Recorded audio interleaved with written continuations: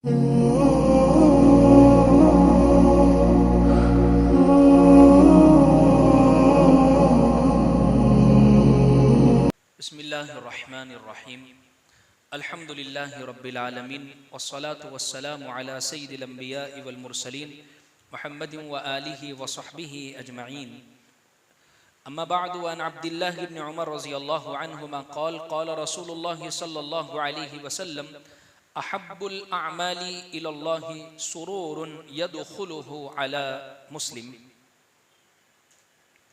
औ कमा क़ाल अलैहि सलातु वत्तस्लीम। अजीज़ बुज़ुर्गों, आदाब मुआशरत एक अच्छा इंसान बनने के लिए जिन चीज़ों की ज़रूरत पड़ती है उसमें एक बात ये भी है कि हुस्न मुआशरत हमारे अंदर होनी चाहिए, यानी हमारी ज़ात से किसी को तकलीफ़ ना पहुँचे। हम इस बात की फ़िक्र करें कि दूसरा शख्स हमसे खुश रहे। मैंने ये एक हदीस पढ़ी है, हज़रत अब्दुल्लाह इब्न उमर रज़ी अल्लाह अन्हुमा इस हदीस के रावी हैं। वो फरमाते हैं कि अल्लाह ताला को जो आमाल पसंद है उन आमाल में एक बहुत अच्छा अमल ये अल्लाह को पसंद है कि किसी मोमिन के दिल में खुशी को दाखिल करना, यानी किसी मोमिन को हमारे अमल के ज़रिए से खुशी होना, ये बहुत बड़ी चीज़ है। हज़रत डॉक्टर अब्दुल हई आरिफ़ी रहमतुल्लाहि अलैहि एक बहुत बड़े बुज़ुर्ग गुज़रे हैं। वो फरमाते हैं कि जब कोई बंदा अल्लाह की तरफ रुजू करता है, यानी अल्लाह से कहता है अल्लाह मैं आपसे बड़ी मोहब्बत करता हूँ, अल्लाह मैं आपसे बड़ा प्यार करता हूँ, तो अल्लाह उसके जवाब में ये फरमाते हैं कि अगर तुम मुझसे मोहब्बत करते हो तो जाहिर सी बात है कि मैं तो तुम्हारे साथ दुनिया में मिलने वाला नहीं हूँ। जाहिर सी बात है कि भाई अल्लाह नजर तो नहीं आ रहे, मिलेंगे तो नहीं, तुम मुझसे मुलाकात भी नहीं कर सकते कि अपनी मोहब्बत का इजहार मेरे सामने करो। भाई मोहब्बत का इजहार किससे होता है? जब कोई सामने हो उसी से तो हम मोहब्बत को जाहिर करें। अल्लाह तो वराउल वरा ज़ात है। तो अल्लाह ये फरमाते हैं कि अगर तुम मेरे साथ तुम्हें मोहब्बत है तो अब इसका तकाजा ये है कि मेरे बंदों के साथ तुम मोहब्बत करो, यानी मेरी मखलूक से मोहब्बत से पेश आओ। और मेरी मखलूक से मोहब्बत का तकाजा ये है कि हत्तल इम्कान उनको तकलीफ ना पहुंचाओ, उनको खुश करने की कोशिश करो। अब ज़रा हम अपने माशरे के अंदर, हम अपनी ज़िंदगियों में ज़रा निगाह डालें कि क्या हम इस बात की फ़िक्र करते हैं किसी मोमिन को खुश करने की कि हमारी ज़ात से किसी को तकलीफ़ ना पहुँचे। अच्छा, इस सिलसिले में बहुत इफ़रात और तफरीत पाई जाती है, यानी एतदाल नहीं है हमारे अंदर। बाज़ लोग वो हैं जो किसी मुसलमान को खुश करने की कोई अहमियत समझते ही नहीं है, यानी उनको ये मालूम ही नहीं है कि कितनी बड़ी इबादत है। भाई किसी को जब जी में आया जिसको जो चाहे बोल दिया, किसी को जब जी में आया जब चाहे जैसा चाहे सुना दिया, उसका दिल टूटता है, वो नाराज़ होता है, वो नाखुश होता है, कोई फिक्र नहीं है। फारसी ज़बान में एक जुमला है, दिल बदस्त आवर के हज अकबर अस्त, यानी किसी मुसलमान के दिल को खुश कर देना यह बहुत बड़ा हज का सवाब है। अब बुजुर्गों ने वैसे ही तो नहीं फरमा दिया कि इतने बड़े हज का सवाब है मुसलमान के दिल को खुश करना। क्या इस हदीस जो मैंने आगे जिक्र की इस पर ज़रा हम अपनी निगाह डालें कि क्या हम इस बात की तरफ तवज्जो करते हैं किसी को राज़ी करने की, किसी को खुश करने की। बाज़ मरतबा हम अपने अमल के ज़रिए से, बाज़ मरतबा हम अपनी बात के ज़रिए से, बाज़ मरतबा अल्फाज के ज़रिए से किसी को तकलीफ़ पहुँचा रहे होते हैं। एक हदीस में हुज़ूर अकरम सल्लल्लाहु अलैहि वसल्लम ने सदक़े की बहुत सारी किस्में बयान फरमाई। हम ये समझते हैं जेब में हाथ निकाल कर पैसा किसी को दे देना यही सदका है। सिर्फ यही सदका नहीं है, सदके की बहुत सारी किस्में। उसमें एक बहुत अहम किस्म यह है अन तल्क़ा अख़ाका बिवजहिन तलिक़, अपने मुसलमान भाई के साथ खंदा पेशानी यानी मुस्कुराते हुए चेहरे से मिल लेना। वो मिला, आपने मुस्कुरा दिया और मुस्कुरा के बात कर ली, ये बहुत बड़े सवाब का ज़रिया है। क्या हम जब दूसरों से मुलाकात करते हैं, बाज़ मरतबा बाज़ लोग मुलाकात के वक्त और जब उनसे बातचीत होती है बहुत रिजर्व रहते हैं, बगैर फालतू के हंसने का नहीं, बोलने का नहीं, मुस्कुराने का नहीं, अपने एक एटीट्यूड के अंदर वो रहते हैं। इस्लाम इस बात को पसंद नहीं करता है। प्यारे आका सल्लल्लाहु अलैहि वसल्लम के बारे में तो यहाँ तक लिखा है कि मोहल्ले के बच्चे या पागल किस्म की औरत भी हुजूर का हाथ पकड़कर उनसे जो बात कहना चाहती वो कह सकती थी। हुजूर रिजर्व नहीं रहते थे, बहुत मुस्कुरा कर खंदा पेशानी के साथ। इसीलिए प्यारे आका सल्लल्लाहु अलैहि वसल्लम की सिफात शमाइल तिर्मिजी में जो लिखी है वो ये है कि आप बहुत मुस्कुराने वाले थे, बहुत मुस्कुराने वाले थे। जरीर बिन अब्दुल्ला बजली ये एक सहाबी है, हुजूर बहुत बाद में ईमान लाए हैं, ये आखिर में ईमान लाए हैं। रिवायतें हुजूर से कुछ सुनी है इन्होंने, और बहुत खूबसूरत सहाबी थे, इतने खूबसूरत थे हुजूर ने उनको देखकर यूं फरमाया यूसुफ हाजिल उम्मा, मेरी उम्मत का यूसुफ ये जरीर है। इतने खूबसूरत थे। वो फरमाते हैं कि मैं जब भी हुजूर से मिला, जब भी मेरी मुलाकात हुई, मैंने जैसे हुजूर को देखा हुजूर मुस्कुराने लग गए। आप अंदाजा लगाइए कि हुजूर का मकाम तो कितना ऊंचा था, कितना जबरदस्त था, लेकिन जब एक सहाबी से मिल रहे हैं तो कितना मुस्कुराते हुए। तो ये बहुत बड़ी नेकी है। अच्छा, कुछ लोग तो वो हैं जो इस मामले के अंदर बहुत इफरात का शिकार है, यानी मुस्कुरा कर नहीं मिलना। अच्छा, यानी मुसलमान को खुश करने की कोई फिक्र नहीं। दूसरे लोग वो हैं जिनमें बहुत बेएतदाली, हद से ज्यादा तफरीद पाई जाती है। कौन है वो? मुसलमान को खुश करना इबादत है, बहुत बड़ी इबादत है। वो इतना दूसरों को खुश करने की फिक्र में रहते हैं कि चाहे अगर गुनाह में भी साथ देना पड़े ने तो भी वो करेंगे, यानी गुनाह भी करने की। तो ये कोई शरई हुक्म नहीं हुआ है, ये तो गुमराही की बात हो गई भाई। खुश करने का मतलब ये है अल्लाह की इताअत के साथ, जायज मुबाह हलाल काम के अंदर।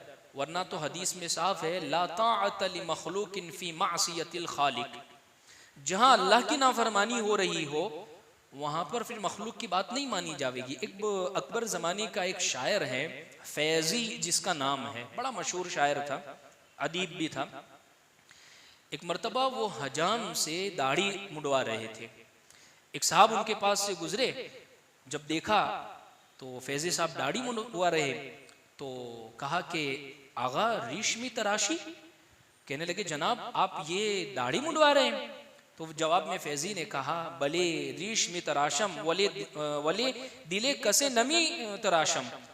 क्या हो गया, मैं दाढ़ी तो मुंडवा रहा हूँ लेकिन मैं किसी का दिल तो नहीं दुखाता हूँ। अच्छा, सामने वाले ने मतलब ये था कि मेरा ये अमल मेरे साथ है, मैं किसी को चोट तो नहीं पहुंचा रहा हूँ, तकलीफ तो नहीं पहुंचा रहा हूँ।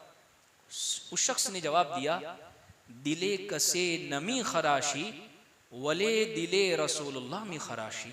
क्या आप चाहे ये जो कह रहे किसी का दिल नहीं दुखा रहे हैं, लेकिन इस अमल के जरिए से रसूलुल्लाह सल्लल्लाहु अलैहि वसल्लम का तो दिल दुखा रहे हैं। तो मालूम इससे ये बात होती है, बहुत सारे लोगों के जहन में ये बात होती है कि ज़बान पर भी कि हम तो दूसरों को खुश करने की और राज़ी करने की फ़िक्र रहते हैं। अब उसके लिए चाहे गुनाह का इर्तिकाब भी करना, जैसे शादी ब्याह के मौके पर भाई घर वाले नाराज़ हो गए, अगर ये नहीं करेंगे तो वो नाराज़, वो नहीं करेंगे तो ये नाराज़, ये भी रखना है चलो रख देते, ये भी करना है वो भी कर लेते। लेकिन क्या शरीयत इस बात की इजाज़त देती है? भाई वो नाराज़ हो जाए, उसकी नाराज़गी की फ़िक्र है, अल्लाह नाराज़ हो रहा है उसकी फ़िक्र नहीं है। तो बतलाने का मकसद ये है अजीज बुजुर्गों कि मोमिन को दिल को खुश करना बहुत इबादत है, लेकिन उसके ज़रिए से अल्लाह और अल्लाह के रसूल का हुक्म नहीं टूटना चाहिए, अल्लाह और अल्लाह के रसूल की नाराज़गी को नहीं मोल लेना चाहिए। इसलिए बाज़ लोग तो बड़ा अजीब मिजाज होता है, बाज़ लोग किसी को नमाज की भी दावत नहीं देते, यानी दोस्त है, साथ बैठना है, चलना फिरना है, खाना पीना है, लेकिन अगर इसको नमाज की दावत दे दूंगा इसको बुरा लग जाएगा। अरे कुरान क्या कह रहा है? आज आयत नहीं पढ़ी गई कुंतुम खैरा उम्मा उखरिजत लिन्नास, तुम बेहतरीन उम्मत हो, तुम्हें अल्लाह ने क्यों भेजा है? तअमुरूना बिल मारूफ व तनहौना अनिल मुनकर, तुम तो नेकियों का हुक्म करते हो और गुनाहों से रोकना भी तुम्हारी जिम्मेदारी है। अगर वो नाराज होता है, बाज़ मर्तबा घर में औलाद को कहने की इंसान को हिम्मत नहीं हुआ करती है कि इस गुनाह के अंदर, इस नाफरमानी के अंदर ये मुब्तला है, क्यों? ये औलाद नाराज ना हो जाए।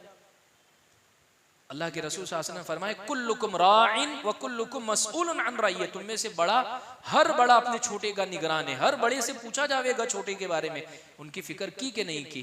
तो इसलिए वला तखुज़कुम बिहिमा रअफ़तुन फी दीनिल्लाह, जर्रा बराबर भी अल्लाह के दीन के बारे में किसी पर रहम नहीं खाने की जरूरत है कि भाई वो नाराज हो जाएगा, नहीं, बिल्कुल अगर कोई खिलाफ वर्जी कर रहा है तो उसको जरूर भी जरूर दावत देनी चाहिए। लेकिन देखिए एक बात यहाँ ये समझने की जरूरत है, दावत देवे लेकिन दावत का अंदाज जो होना चाहिए वो कुरान वाला होना चाहिए। उदउ इला सबीली रब्बिका बिल हिकमति वल मौइज़तिल हसना, हिकमत के साथ और अच्छी नसीहत के साथ। जैसे मिसाल के तौर पर 4 दोस्त बैठे, उसमें से एक दोस्त नमाजी, वो नमाज पढ़ने के लिए जा रहा है, दूसरे 2 भी उठ के गए, अब एक आदमी बैठा हुआ है वो नमाजी नहीं है, तो अब 4 के सामने हे उठने में नमाज पढ़ने, बस यहाँ पढ़ा रहेगा।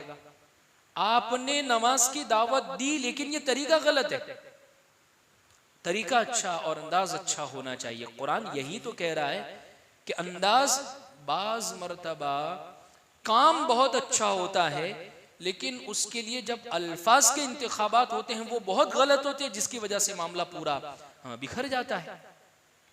तो इसलिए शरीयत खास तौर पर यह बात कहती है जहां मुसलमान के दिल को खुश करने की जरूरत है वहीं पर उसके मिजाज की रियायत करना ये भी हमारी जिम्मेदारी है।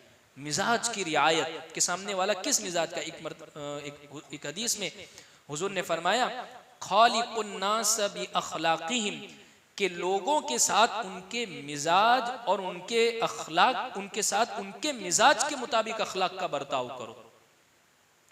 ये भी दीन का एक बहुत बड़ा हिस्सा है। बाज़ मर्तबा हम जिस समाज में रहते हैं, जिस मुआशरे में रहते हैं, हम दूसरों के मिजाज की रियायत नहीं करते। हम अपना मिजाज बस दूसरों पर थोपने की फिक्र में रहते। हम ये चाहते बस मैं बोलूं ये करने वाला बन जाए फलानी, उसके मिजाज की रियायत करना। इतना जबरदस्त वाकया है, हदीस पाक में है, हजरत उस्मान गनी रजी अल्लाह अन्हु हुजूर के दामाद होते हैं, डबल दामाद होते हैं। हुजूर ने अपनी एक बेटी उनके निकाह में दी, जब उनका इंतकाल हो गया तो दूसरी बेटी भी आपके निकाह में दी।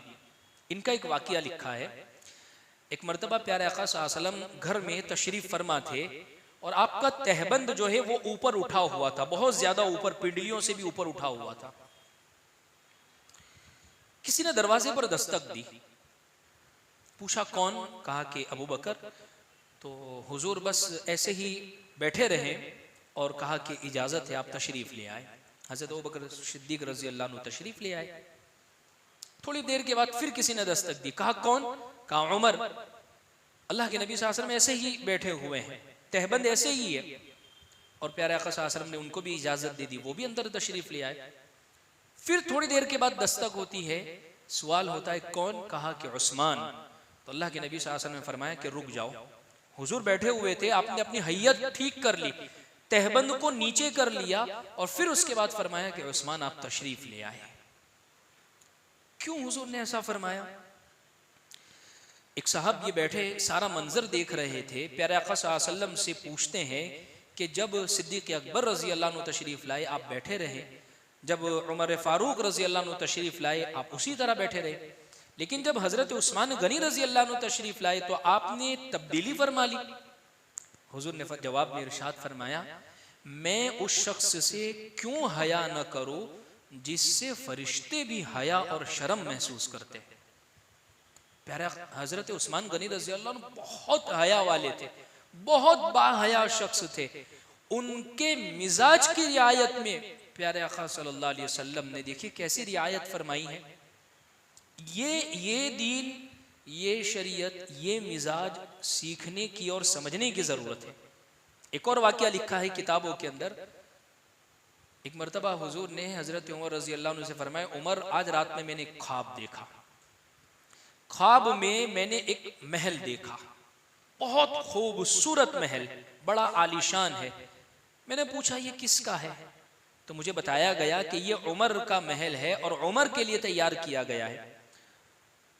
हुजूर फरमाते हैं मुझे वो इतना अच्छा लगा कि मेरा दिल चाहा कि मैं अंदर चला जाऊं, लेकिन फिर उमर मुझे आपकी गैरत याद आ गई, तुम्हारी तबीयत में अल्लाह ने बड़ी गैरत रखी है, मुझे ये ख्याल हुआ कि उमर से पहले उनके महल में दाखिल हो जाना और उसको देखना उनकी गैरत के मुताबिक नहीं होगा, इस वजह से मैं उस महल में दाखिल नहीं हुआ।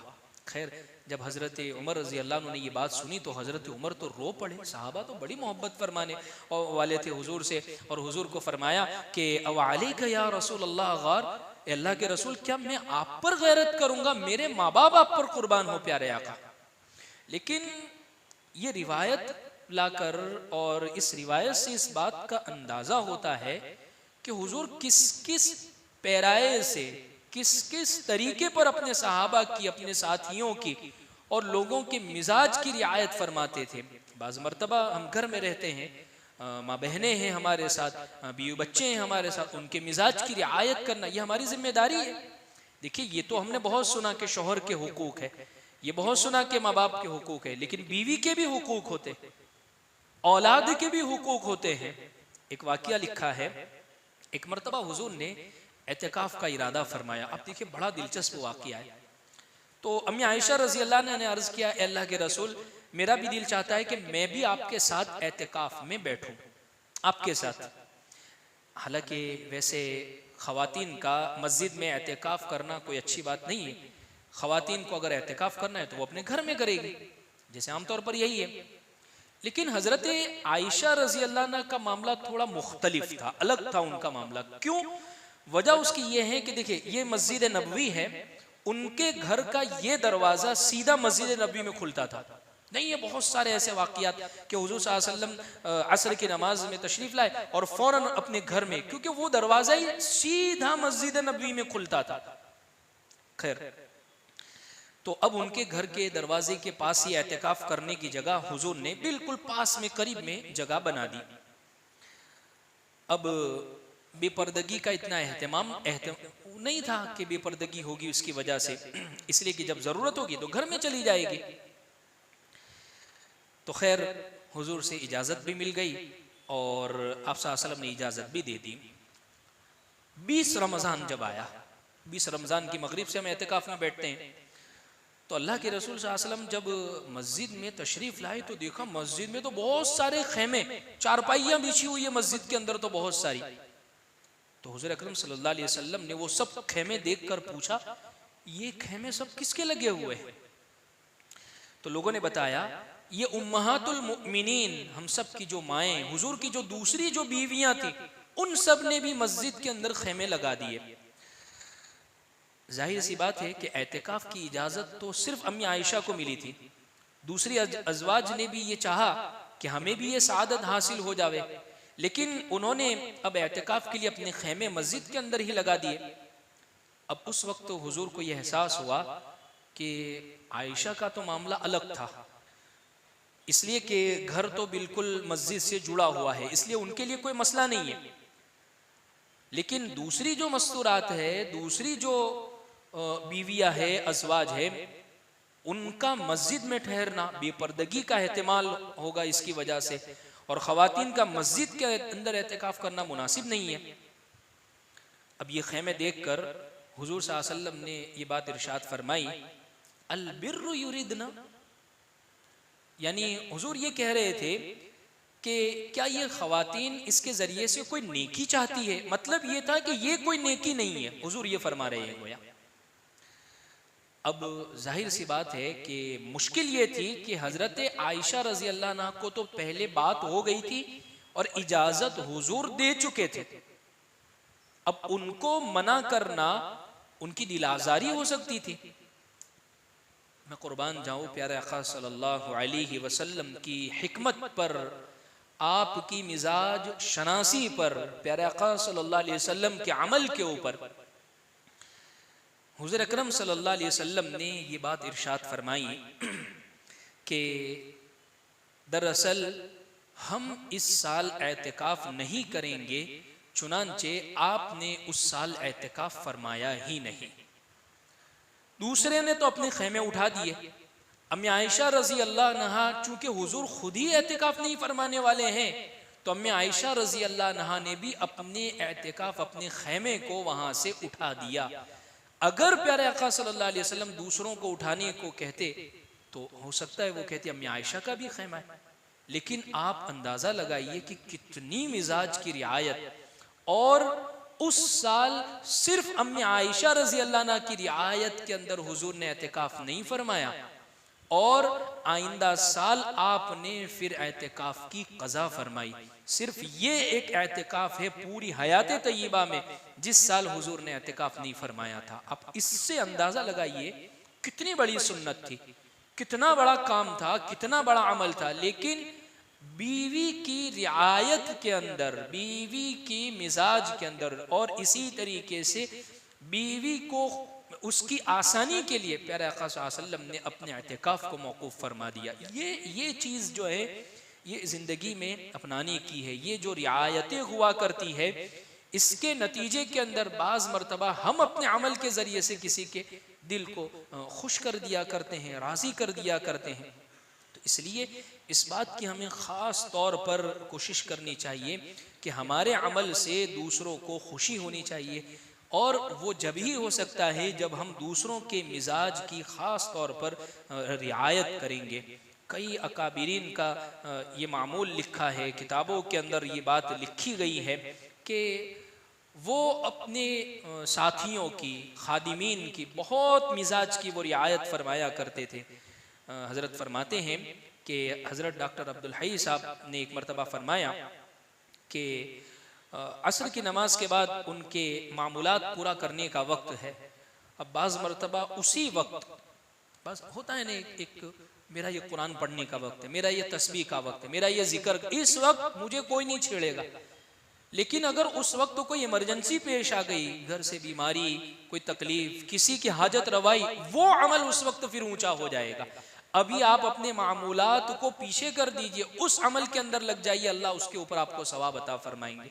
यही तो है मिजाज की रियायत, यही तो है मिजाज को समेटना, यही तो है दूसरों के मिजाज की फिक्र करना। तो इसलिए अजीज़ बुजुर्गों, ये ख़ास तौर पर सीखने की ज़रूरत है।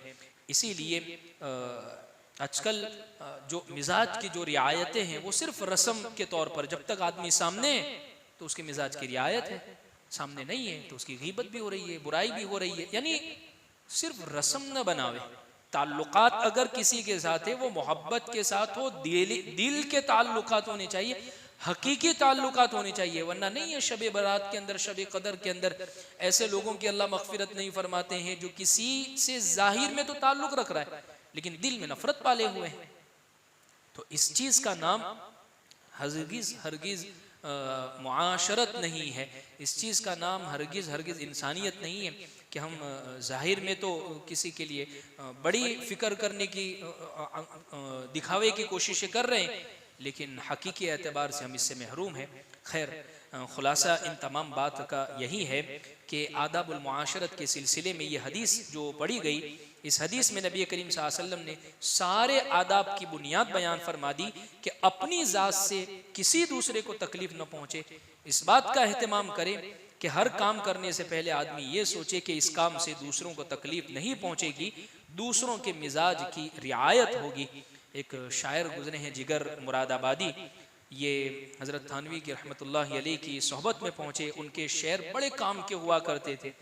तो उन्होंने आदाब मुआशरत के ऊपर एक शेर कहा है कि इस नफ़ो ज़रर की दुनिया में हमने लिया है दर से जुनू, यानी ये नफ़े नुकसान की दुनिया के अंदर हमने बस यही सबक लिया है। इस नफ़ो ज़रर की दुनिया में हमने लिया है दर से जुनू, अपना तो जिया मंजूर सही औरों का जिया मंजूर नहीं। यानी हमारी तकलीफ होगी हम बर्दाश्त कर लेंगे, लेकिन हमारी ज़ात से किसी दूसरे को तकलीफ पहुँचे इसकी हम इंशाअल्लाह ज़रूर भी ज़रूर कोशिश नहीं करेंगे। यानी किसी को तकलीफ़ पहुँचाने की इंशाअल्लाह कभी भी हम कोशिश नहीं करेंगे। इसीलिए आदाब मुआशरत का खुलासा यही है, हमारी ज़ात से किसी को तकलीफ़ न पहुँचे। व आखिर दावाना अनिल हम्दुलिल्लाहि रब्बिल आलमीन।